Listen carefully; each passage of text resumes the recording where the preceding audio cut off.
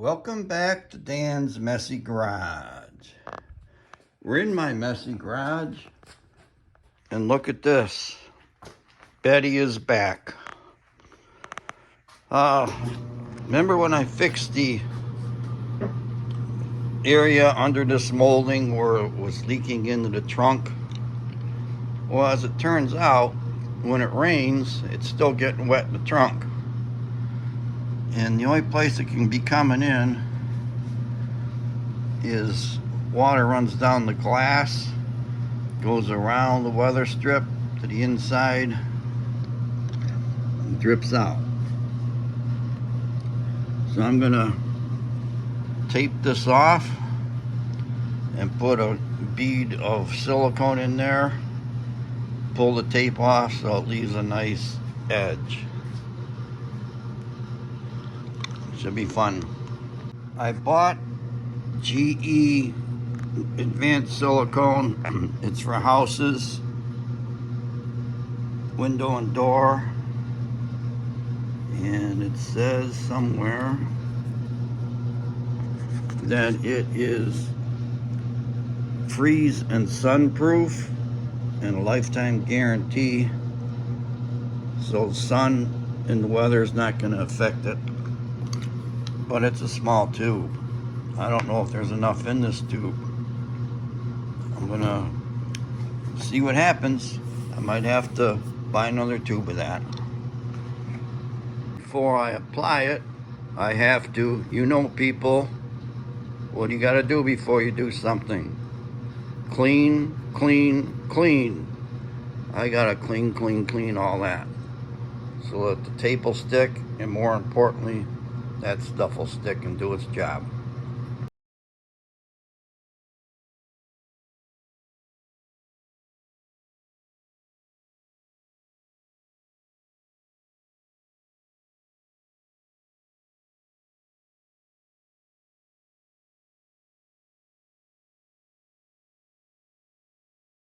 I have all the glass and moldings cleaned off good now. And get out the tape off some areas on the glass and on the molding, and then apply the silicone. Now, I'm not going to put it up top, and I'm only going to start like halfway down the sides, but I'm going to do it all along the bottom edge. And if it still leaks, well, then I could do the rest of it, but I really don't think it's leaking on the sides or the top. If it leaked from the top, there'd be evidence of it dripping inside the car. There isn't. Now the tape drawer in my toolbox is getting pretty thin. There's usually all kinds of rolls of tape in here. You know, I got the grill and this wide green I should throw away, because this stuff just doesn't want to peel off this roll. You know, it's old, and when you go to peel it, you know, it comes off in pieces. But I don't have any. I got packaging tape, electrical tape. I don't have any regular yellow or green tape other than the expensive frog tape. So, looks like expensive frog tape it is. I never got a chance to replenish my tape supplies after the last time I worked on cars. So I'm going to start, probably on the glass, go around the edges.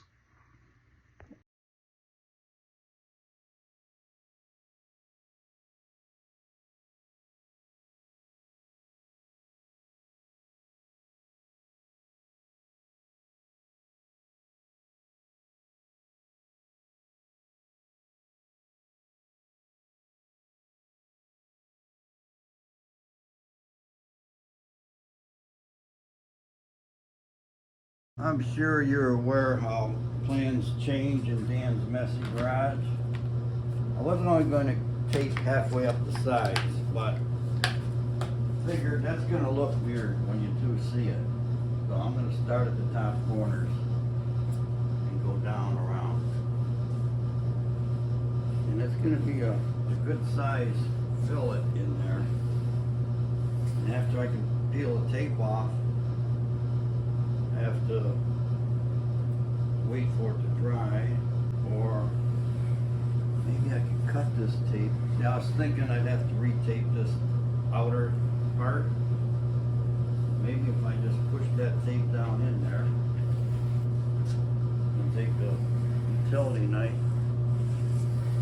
I can cut the tape off and then add some more tape on the white paint and do it all at one. Yeah, let's try doing that. Do it all at once.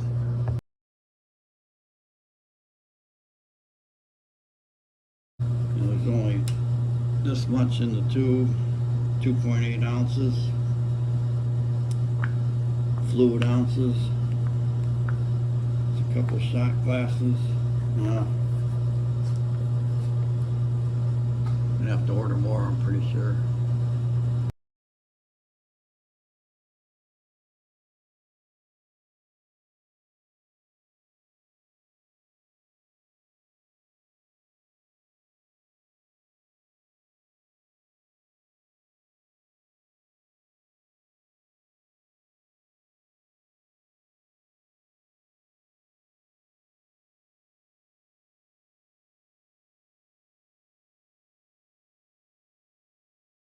Yeah, you really can't see it because it's clear, but I have the tape on the glass a little bit away from the weather strip. I have the tape on the molding, kind of just barely curled over the edge of it. It's all siliconed in there, nice and smooth.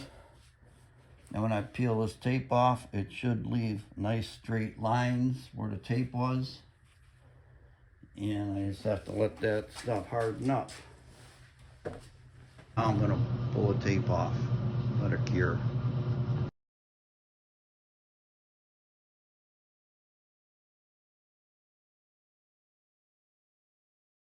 I got the tape off.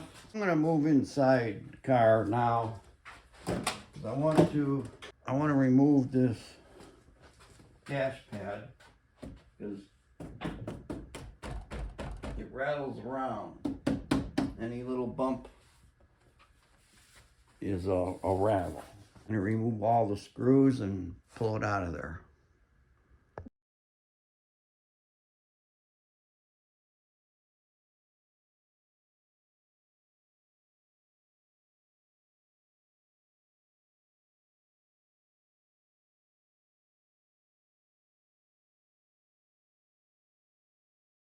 I got it out.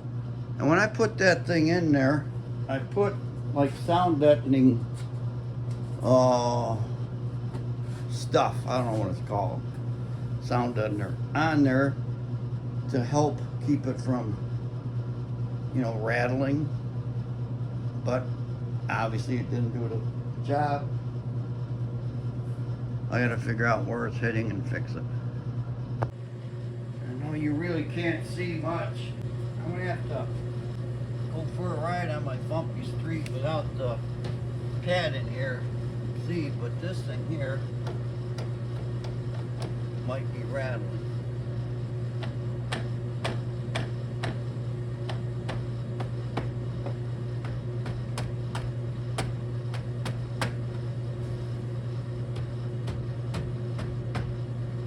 I went for a ride, and it's one of those things, there are so many parts of the car rattling, you can't figure out where stuff's coming from. I don't know if the microphone's picking that up or not, but this whole thing's rattling.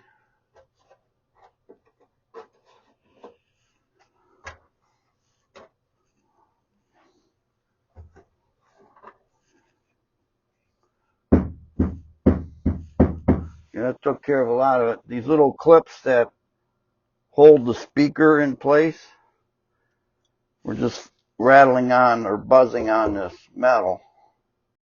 I put screws in where I could and squeezed a bunch of silicone in areas I couldn't put screws in.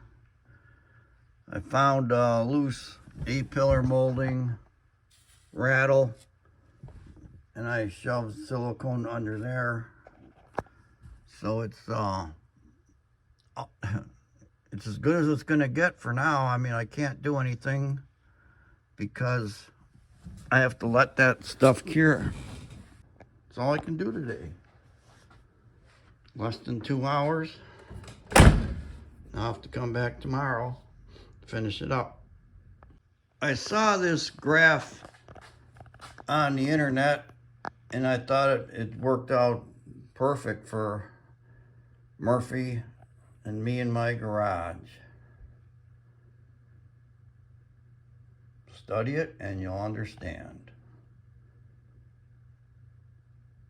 It's the next day. The silicone is dry.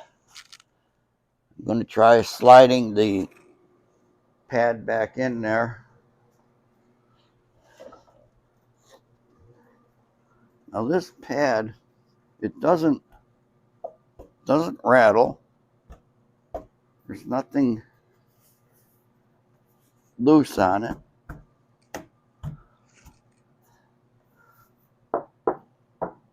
And the sound deadener pieces I put on there really deadened up the sound. This car doesn't have a center speaker, so I don't have to worry about anything interfering there. So I'm going to slide this on. Now I did add a couple of, let's call them contact dots or ribs, wherever this would set on top of the structure in the car. Those contact dots ribs are out of silicone, so they're hardened up now.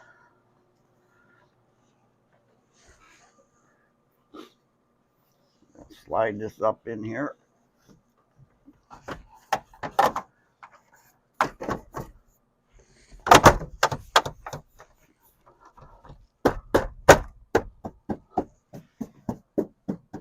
I mean, it feels like it slid right into place.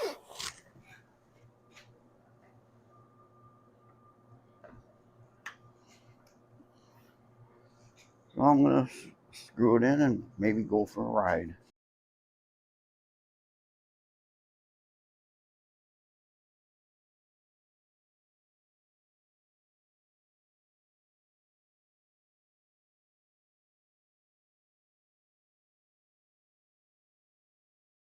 I decide I'm going to go for it. I'm going to pour some water on the window and see if it leaks.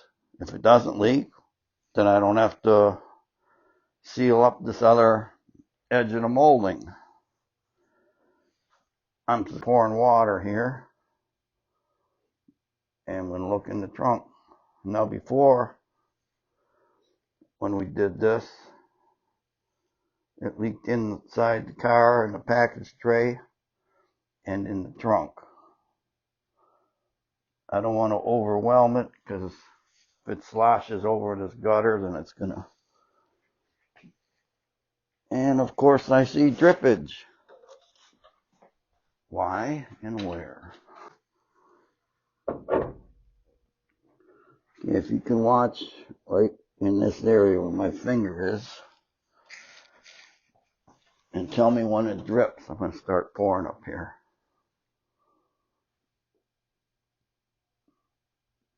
Okay, I'm starting to pour now.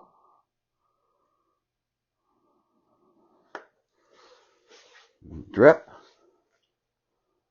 Yeah, it sure did.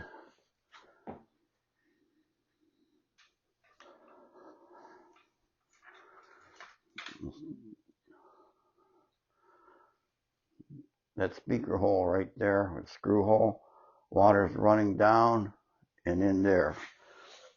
I'll put a light in the car, maybe you can capture that. Or I can capture it so you can see it.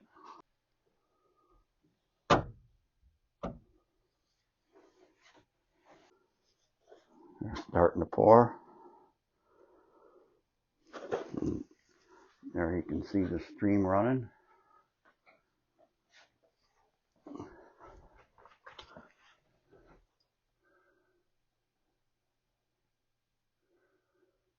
I just need to determine if it's coming from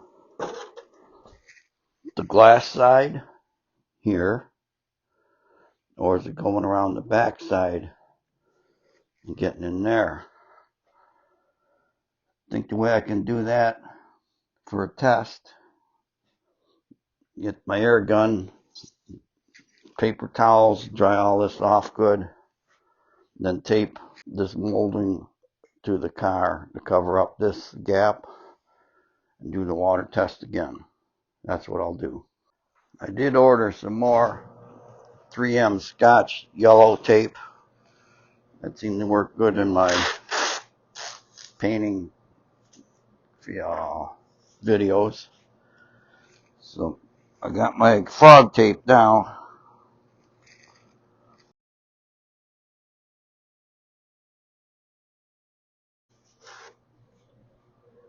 I'm going to try to pour and watch where it goes on the outside.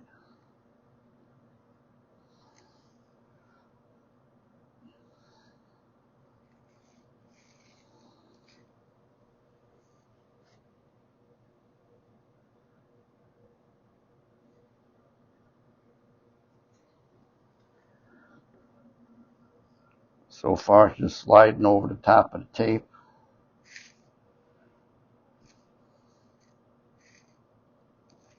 Water is going into the corner here, but it's running back out. Pour a little more here.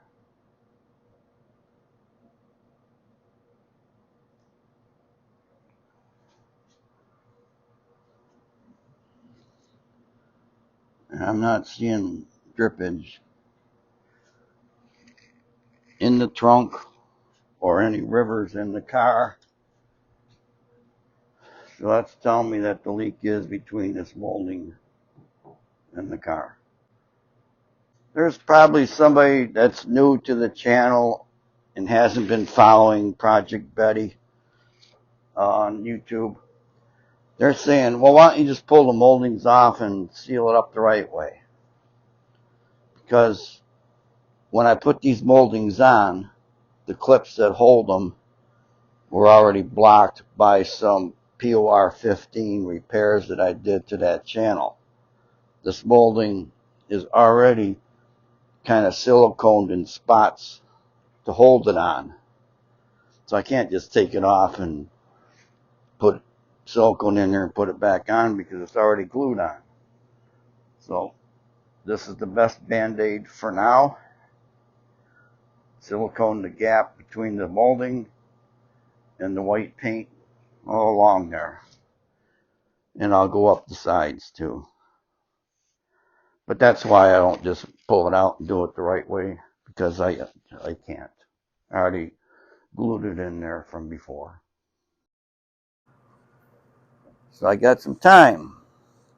But, I thought I'd have a cup of coffee and give my feet a push. Just me and the pygmy pony over by the dental floss bush.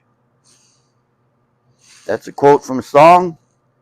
Comment down below if you know what the song is, who it was sung by, and the year that it came out. But I'm debating now. See, I'm highly confident that's where the leak's coming from. So while I'm waiting, I could put the interior of the car back together.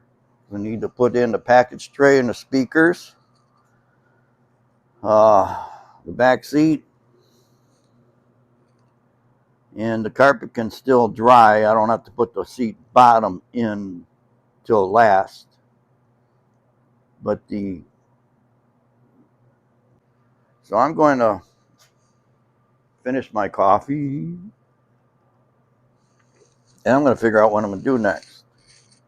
See, once this car leaves, which I hope soon again, I got two other projects. Got a 78 Mustang 2. It's for sale. But I need to paint the back bumper on that. And I'm debating about painting more than just the back bumper. I don't know if it's going to be just the deck lid and back bumper, or like back part of the car, or paint the whole friggin' car. I got the paint to do it. It would be a pretty much a scuff and shoot type quickie paint job, flipper paint job.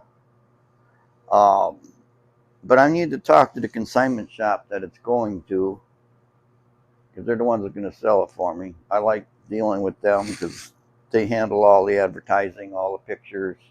They deal with all the customers and all the BS. And all you do is go get your check when they do sell it. I'm going to paint the back bumper. The plan should be. Now I don't know if I can stick to this. You know, it's where'd my paper go already?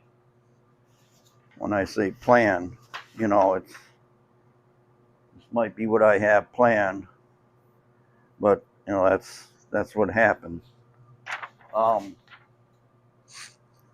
Plan should be just paint the back bumper, minimal work, take the car up there, ask them to give me an honest estimate of what they can sell it for, so I know what I get out of it, and then they can talk to them about painting the whole car versus how much money will I actually get out of it, because there's not a high demand for Mustang 2.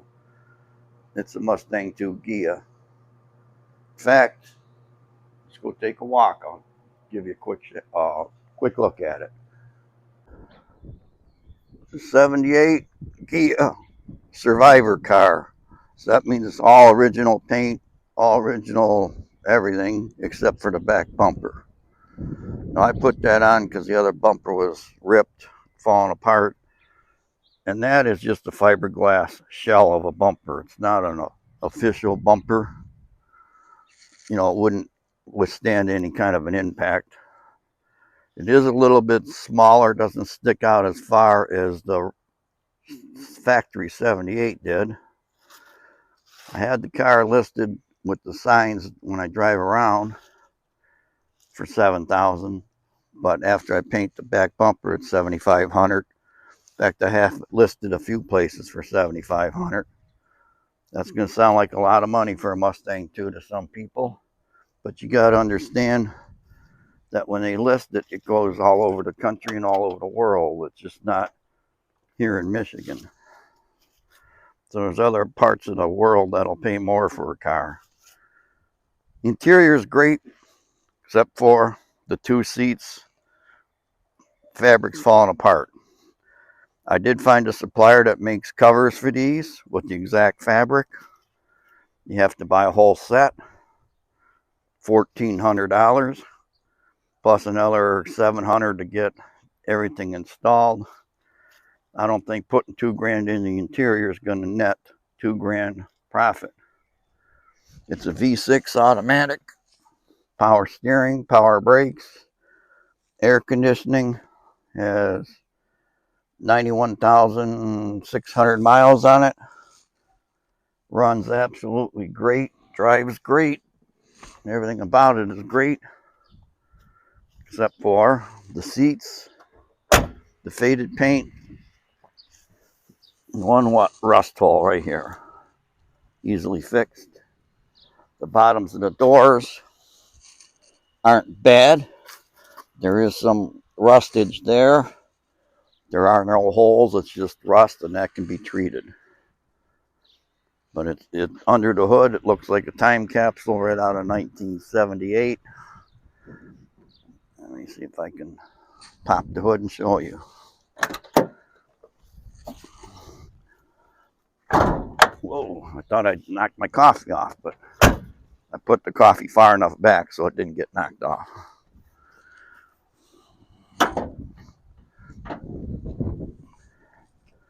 Still got the air pump. All the hoses are still there. Everything's hooked up. Everything works. Like I said, it's like a time capsule under here. So anyways, the project next would be to do what I'm going to do to this car to sell it.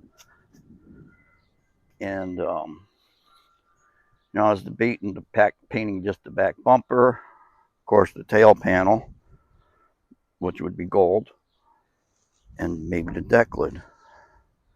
But then you get into, if you paint the deck lid, what about this piece? Then if you paint that, where are you going to blend it? Then you're in the painting from the stripe up. And you can blend the color, kind of, in here. But the clear, you're going to have to clear the whole thing. And then if you clear from here up, back here, it's not going to shine as much up front. You do have this natural patina stuff. So in the mirror, so it's like, if you get into it, you're going to end up painting the whole car. So I think for starters, do minimal, paint the back bumper, go up there and see what they'll give me for it. I said see what they'll give me for it, but see what they can sell it for. Then I'll know what I can get out of it. The other project is my 67 Falcon. It's a Futura. There are so many stories with this car. But it was for sale at the same place. They had it up there for 10 months. Nobody is interested in it. The 67 Falcons are those oddball years, like 66, 7, 8, 9, 70. They were just not popular. But this is the last year for the round taillight Falcon. This one has a new interior. It's a wonderful car. I added power steering. It's got air conditioning. It's got disc brakes. It's got a lot going for it, except it doesn't have a lot of power. It has let me open this up here. 200 cubic inch, 6 with tri-power. The engine's for sale. The engine and probably the trans are for sale because another project that I'm trying to get to here is a 302. I want to take this 6 out, drop a mild 302 in there, because a mild 302 is going to have twice as much horsepower that this 6-cylinder has. And I just lost my coffee. Where did I put my coffee? Uh-oh. Oh, it's on the garbage can. I'm rambling here, folks, but I'm trying to kill time. But back in the garage, after the Monarch leaves, I'm going to work on the Mustang too. And I'm going to try to stick to the plan and just paint the bumper, take it to the consignment shop, talk to them. The next project, the Falcon project, would be this. So there's going to be a whole engine build for the Falcon. You can see I got a lot of it laying here. That came out of a 91 or 2 or 3 Mustang GT. And I bought some GT40 heads for it. Yeah, they're not great, but they're a lot better than the stock E7 heads. And I'm not going crazy on this build. It's going to be a stock type reliable build. And I have a aluminum intake. I don't know if I'm going to do carb or with Sniper EFI yet. So look for this 302 build after the Mustang 2 build. When I did this the first time, whenever, I put some black silicone along here and some up on that side. And yesterday I put the clear on the glass in here. Well, if I'm going to go around the molding On this side, I'm just going to continue that black silicone, the right stuff, in through here. I think that'll look better, be more consistent. See, when the problem is when you put clear on and you look through some ugliness like that, you'll see the ugliness through the clear. So if I put black in here, it'll hide it and it'll be consistent with that side of the car. Putting in black, right stuff. I'm going to do that now. One glove.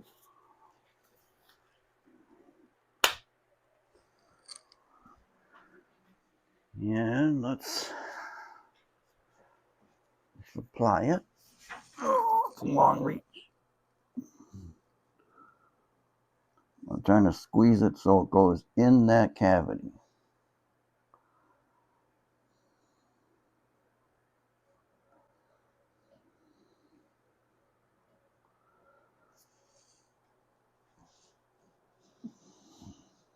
Cavity's bigger, so I'm squeezing harder.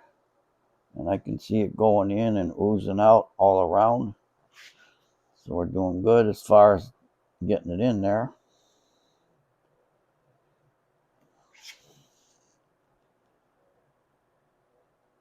Yeah, it looks like it filled it in pretty good.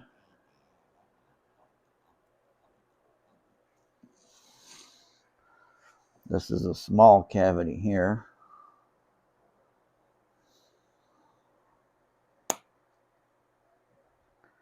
This is an air bubble.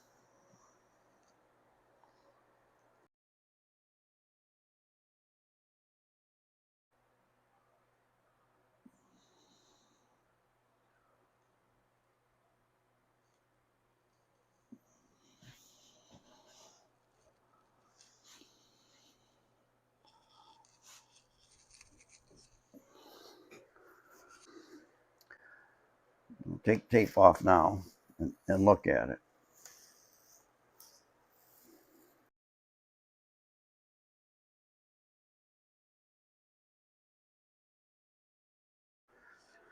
But I think that looks better than having clear there. I don't want to touch it. I'm going to take this opportunity to clean up that package tray area and put some sound deadening on there. I have the sound deadener and I kind of have the time right now. And I've got, guess, enough supplies with me to do it. I'm going to crawl in here. I'll clean all that off first.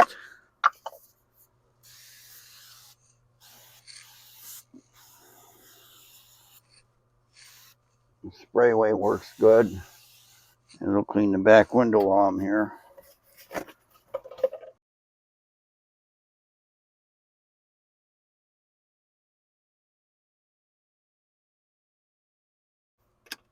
I have Kill Mat. I've used it before. Like this piece here.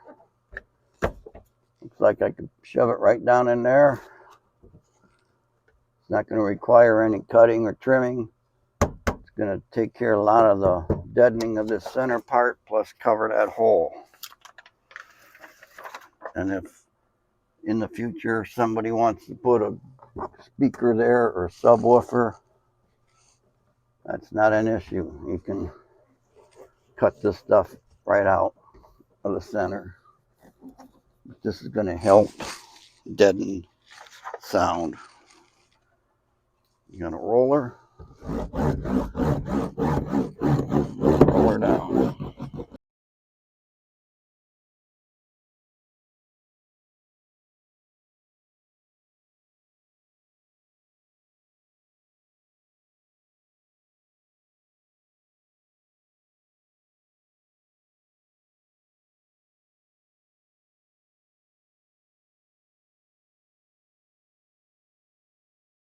That sound deadener is all in there now.